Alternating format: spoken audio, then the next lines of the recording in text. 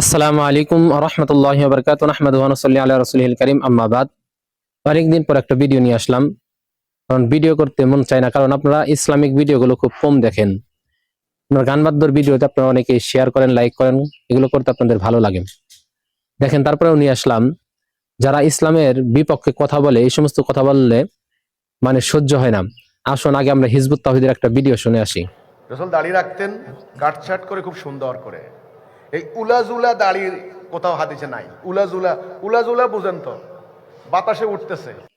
আমরা কিন্তু ভিডিওটা শুনলাম, সেখানে সে বলতেছে হুজুর আকরাম সাল্লাল্লাহু আলাইহি সাল্লাম দাড়ি নাকি কাটছাট করে রাখতেন, কাটছাট করে সুন্দর করে রাখতেন, এরকম উলাজুলা দাড়ি রাখতেন না।